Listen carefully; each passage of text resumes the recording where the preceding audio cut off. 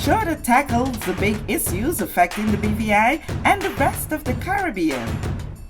Searches for answers to today's big questions and gives viewers a unique perspective on developing stories. Follow the big story with me, Kathy Richards, only on GTV.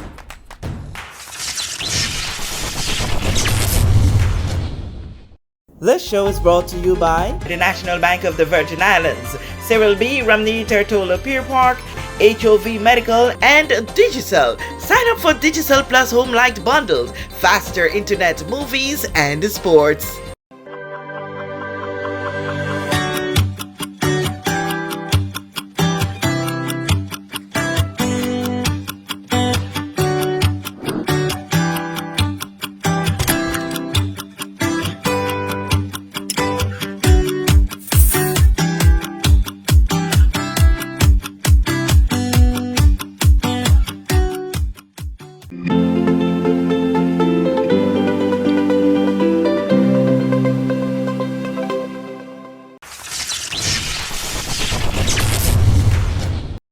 This is a big story. I'm Kathy Richards. I want to thank you so much for joining us for this edition. In studio with me is one of our newest authors in the person of Dr. Kedrick Pickering. Dr. Pickering, we were just here just last week, but we are here again for a specific reason.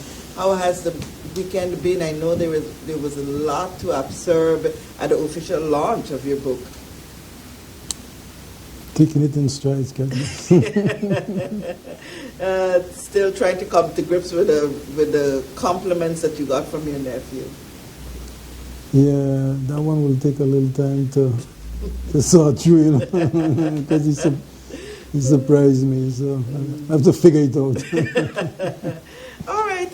So many different angles when I invited you to come on set. I thought of to lead this discourse, but before we get to where I really wanted to go with you on this, someone asked me a question over the weekend. How in they use Jesus' name can Dr. Pickering book just come out and be a bestseller? Explain for me how you got the ranking that you would have had. And explain the ranking that the book is at right now. So if I told you I understand it, I'll be disingenuous, because I myself don't necessarily quite understand the way the business works. But to say that I have an editor who is a publisher herself, who knows the genre of the industry, and somebody I've been working with for the last 6 months, and who has guided me along the process. So, yeah, you'll have to ask her. I really don't quite understand. What I do know is the denotation that you get, right? It basically just puts you in a category and allows for the book to be advertised and gives you an additional bit of publicity for your what's the word, your ability to promote yourself as an author. That's it. I mean, I can't honestly say that I quite understand it. No, that's a piece of study you'll need to go into to get the grip. I have to figure it out, you know. So it basically opens doors. That's what it does, you know. So if you were in the business world, you'd say it adds to your resume, you know. So when somebody picks it up and says, then that gets you into a league where you otherwise may not have been without it. That's at least what I understand. Okay, and it's maybe in listing, not necessarily in book sales, per se, bestseller, or book sales has to do with the amount sold within a specified time. And that has to do with the advertising agencies, and you stay on the bestsellers is based on the way people buy the book, and your ranking is based on sales. So okay. that's what it's. At least I understand that part. Okay. My decision to guide this discourse in a certain way would have stemmed from having listened to you at the official book launch there. Walk in Faith and Medicine. That's a big name. And when you spoke of what doctors go through when you have to deal with patients with different issues, I don't want to say just complications, it takes you to a place of becoming human again and seeing doctors as humans as well. That faith, that said, it could tell you the reason the faith comes into the name of the book. You said the name was coined basically by your editor. But let's talk a little bit about that faith aspect of medicine. Well, I'm not so sure that it's faith and medicine as much as it is your personal faith applied to your everyday work. Somebody asked me recently, now Dr. Pickering, I have a question for you. Now that you've written this book, do you understand faith? And I said, no, I don't. Because I don't. Faith at its very core is personal.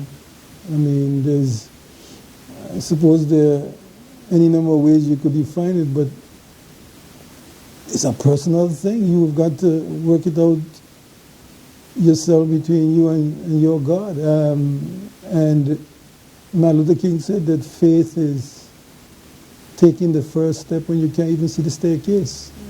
And so at its very core, I mean, faith is a deeply personal thing. And, applying it to medicine, I'm not so sure that that's necessarily what I was saying. I was saying that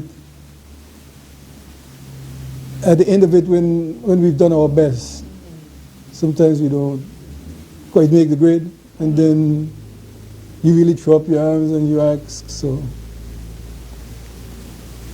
And then you fall back on the things you've learned over the years, and you say a quiet prayer, and then something happens.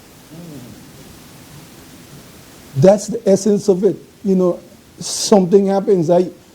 As I said in introduction, it's nothing theological or philosophical about it. It's what I've experienced, and I'm sharing it with you. You can decipher it how you want. You can make your own verdict. You can condemn me. You can, call me a fast. You can do whatever. But I'm just telling you what I've experienced. I'm in the operating room at 2 o'clock in the morning with patient bleeding to death, and you can't get the bleeding stopped, and you're ready to. Everybody's exasperated and tired, and and just don't know what to do, and you pause in your own self and you say a quiet prayer, and then something happens. I use the word a peacefulness. Kind of just descend. Can I explain it to you? I'm just telling you what I experienced, and then things just changed, and you found the new energy. Things just started to flow, and it wasn't necessarily easier because you're tired, you're physically exhausted, mentally worn out. So it's not necessarily, but there was an assurance that it was going to be okay. And so you found a new energy to just press on until the end, and the results were there to show. What happens in those moments when you keep pressing, you find that energy to tell you that, okay, keep pressing, but in the end, it does not work out the way that you would have wanted to? I know there are many times for doctors, you have to sign off on a person or treatment over a period of time, and still the end result does not turn out to be what you would have loved it for it to be, and that is for a continuation of life for a person. What happens? What's that you feel when it comes to those moments? Well, you know, for those who have the opportunity to read the book itself is about pain and joy, sorrow and failure, success. It encompasses a range of emotional experiences. And in fact, one of the experiences I share in the book is someone who died on the operating table, you know, and you have to come out to face the husband. You have to come out and face the family to say your loved one didn't make it. Although we know going in it was, you know, not even 50-50, there was a slim chance. But the realities of the situation was such that you have to take off your gloves and come out and explain. And where do you get the energy from? Where do you get the courage? Where do you get the wherewithal to be able to face someone and share that with them? And so the book delves into dealing with situations like that, and then you basically realize that there's no other way you can really do it and face the difficulties of it without having a resource to call upon. And so in the book, interchangeably, I speak about the unseen hand. I speak about the Almighty. And I speak about the man from Galilee. I was very deliberate not to talk in religious terms and not to talk about Christianity. You know, in fact, I quote the Buddha, I quote Muslim scholars, because faith is not something that is based on religion. Faith is a personal, deeply personal experience that you share with your Creator, not your pastor, not your mother, your sister, your brother, your wife, or your uncle. Your Creator, you know, for whoever you perceive him to be. You know, it has to do with that all-seeing, almighty Creator that you believe in. In my case, I believe in Jesus Christ and his teachings and everything else that he has demonstrated to be. Because so in my own personal life, this is my personal story. It has nothing to do with what the church teaches or don't teaches. I'm a product of an environment, but you know, I believe that Jesus Christ says who he is, that history has not been able to refute it, that he was a physical being that walked this earth, and that there are people who were eyewitnesses to him doing that. And he came and he left, and nobody has been able to refute that. And when you apply that, you know, it makes a difference in your life, not somebody else's life. That's what you got to appreciate. It makes a difference in your life, because it is between you and him. That's all it is. St. Augustine said that I don't try to understand to believe. I believe so that I can understand. And the more you believe that Jesus Christ is who he said he was, and the more you delve into it, is the more the manifestations in your life confirm what it is you believe in. But you can't understand it and then believe. It doesn't work like that. And so all I've done is just share my experiences, and I've said that looking back at these things, I couldn't have done it without. Without believing. I couldn't have done it without, and then the chapter in the book when I talk about my journey, I talk about the foundational pieces in my life. I didn't just, have a Saul to Paul, Damascus experience. I've had a life in which I've grown up in the church. I've grown up in a community that have raised me. And, I speak about my elders. I speak about the people who have impacted my life. And I dedicate a whole chapter to people who have done that, and the impact of my parents, my grandparents, etc., etc. And right through my whole entire life, and the impact now, to have a wife who's is a believing, praying, God-fearing person, it just continues to impact your own personal life. Maybe the next book I'll talk some more about, the faith thing in a deeper sense, in my own personal understanding based on the experiences. But this book was, and the name evolved from the point where, when we were, going through all of this. I didn't set out to write a book. I set out to do a course in the process of writing. I wanted to learn the detailed aspects of writing. I know I have stuff I want to share, but I didn't have a structure in which to be able to bring the information out. And so that's how I got involved with my coach, editor, publisher.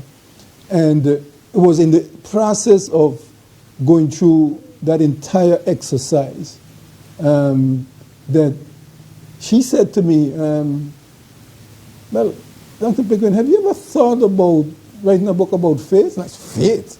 I don't write no book about no religion, nothing. That's not what I'm trying to do. And then she said something to me that, like, well, you're obviously a man of faith. You obviously have a deep-seated faith.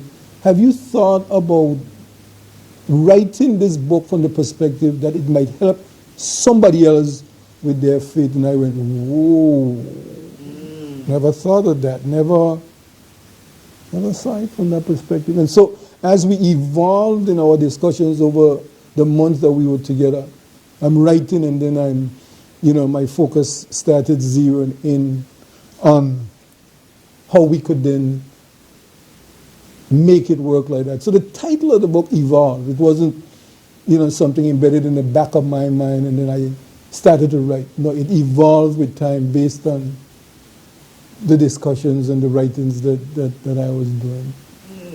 Since this book has been released, since it was completed today, have you had any life-changing experiences and thoughts, words, or deeds because of this book? It's amazing. It's an interesting question.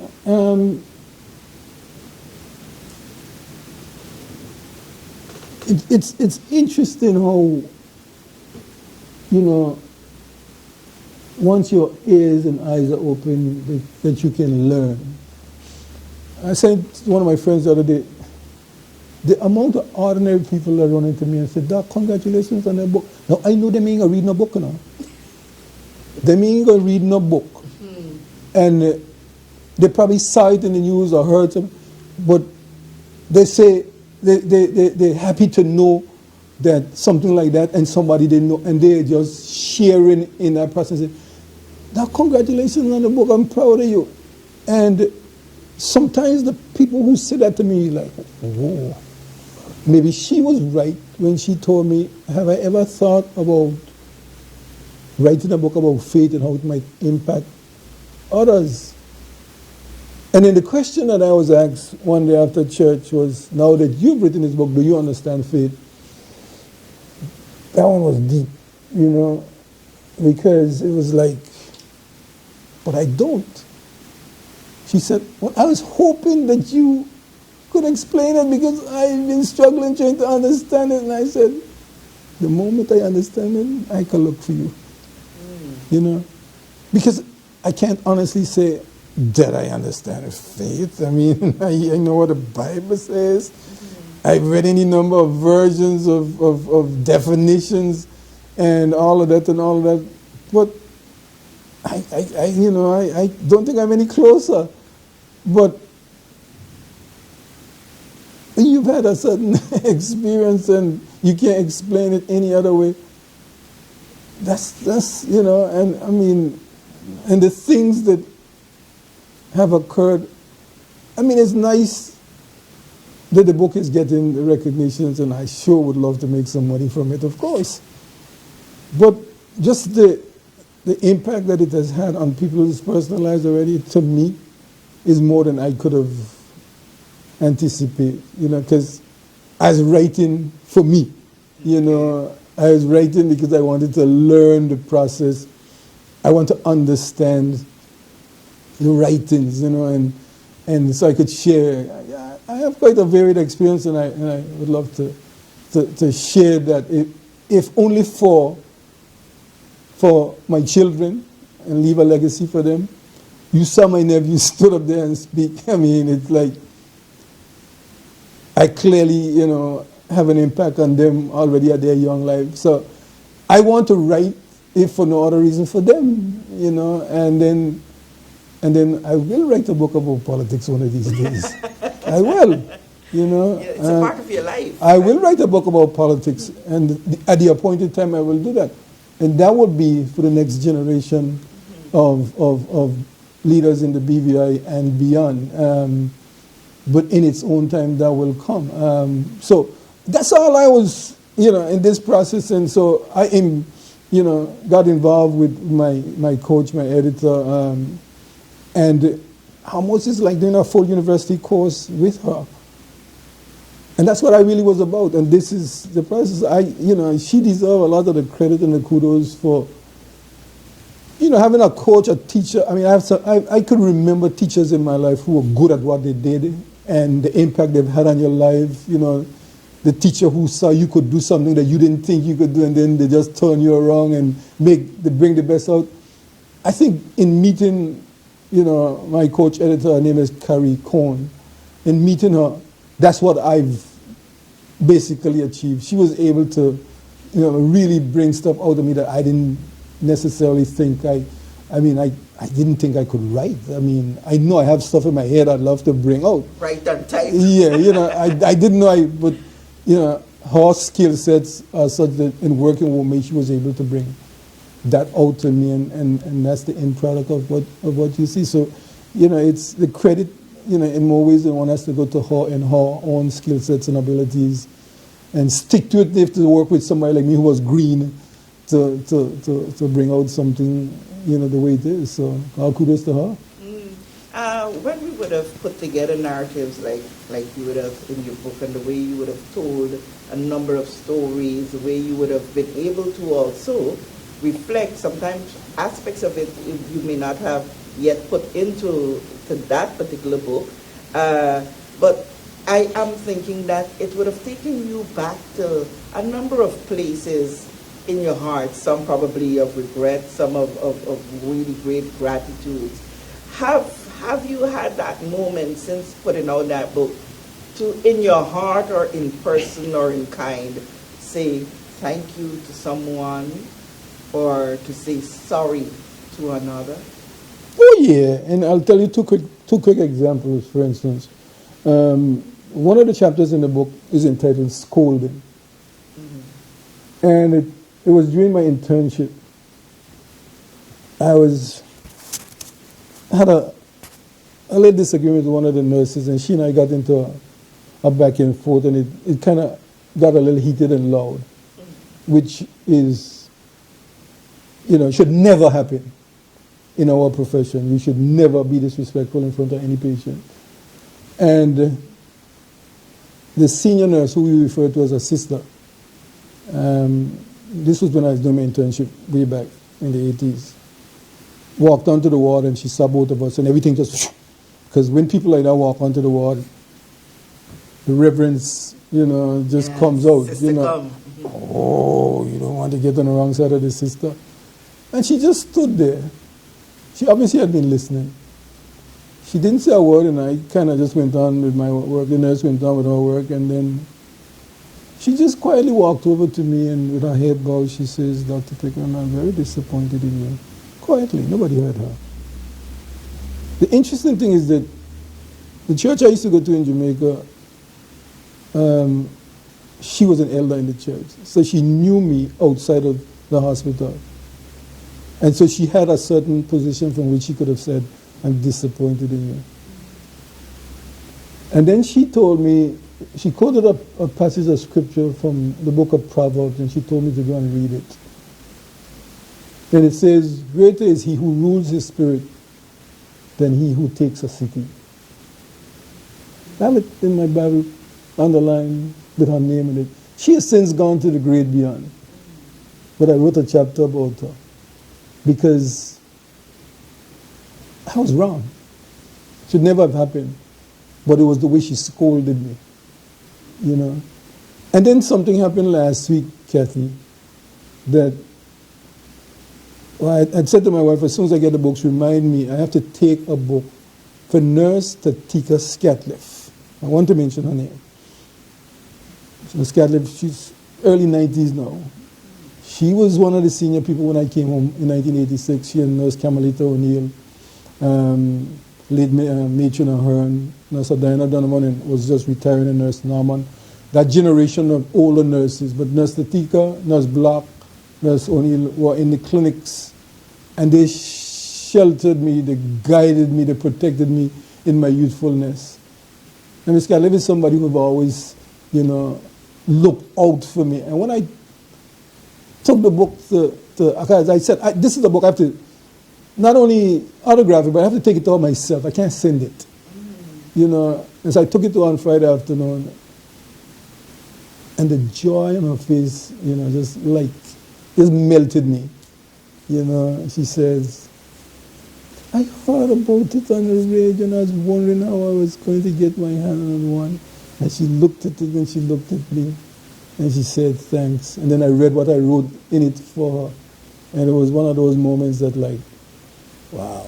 You know, so that kind of gratitude, yeah, stuff like that, you know, makes you just like melt, you know what I'm saying? And the humanity just you know, just comes out. So, you know, those are two examples of the ways in which, you know, life teaches you without necessarily writing something on a blackboard, you know what I'm saying? Yeah. I did not read the book, so what I ask you here is just natural coming from my heart and from, I also read one comment on I think it was the live during the opening where someone said, he almost killed me, but I'm here and I'm grateful for it. So those moments and those utterances by people, the persons to you like a doctor, where do you go from here? In terms of, I will write. I mean, I will know that I have a fairly good understanding of the process. I know that I have a structure which is, you know, what I really wanted to understand and appreciate. And now that I think I have a good, firm basis, yeah, I will write. You know, I will write. There's lots to write about. There's a lot of stuff to write about, you know, medicine in the BVI, in my own experiences. There's a lot to write about how I see the future of it evolving. At my very core, I'm somebody who believes in, you know, in God and understand that relationships are the core of our existence. I like to tell people life is about the cross. The cross. And the cross symbolizes relationships, the vertical relationship and the horizontal relationship. So our life is encompassed by our relationships, our relationship with our Creator and our relationships with our fellow man. And intertwined with relationships with our fellow man is your family. I mean, that's where you begin and end. And so, you know, I think anybody who knows anything about me knows that I'm a deeply committed family man. So the stuff I'd like to share And then there's a lot to share about women's health, you know. I mean, there's a lot that I've, you know, almost 40 years in the business, there's a lot to share. And then, of course, there's the politics. Politics. We look forward to when that comes. That should be very interesting. I know the tone is going to be totally different from faith and medicine. So we look forward to more from you. We look forward also, and you would know that more eyes are on you now. Everything you do, you'll be even more like that, with the hope of seeing what comes from your pen, because you're going to write and not use AI. Absolutely not. No. There's enough to write about. Enough to write Yes. about. Dr. Pickering, I want to thank you so much for stopping Thank by you. and sharing this. Thank you. I count it a very light but very important moment, because we get to understand even more Thank you. The thoughts that went into doing such a book, and we're looking forward to the political one. Thank you so much again for your time, and I thank you for the pleasure of your time. I'm Kathy Richards with this edition of The Big Story.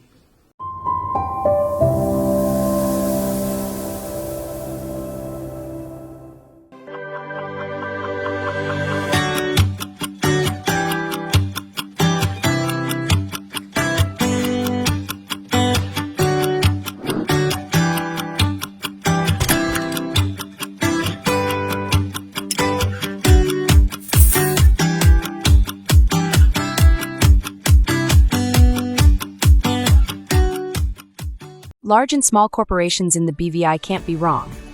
Bovi HR, a BVI-based integrated solution of employee timesheets, leave tracking, scheduling, employment letters, HR processes, pay slips, and tax reports, including NHI, Social Security, and Inland Revenue, will make your management of employees easier.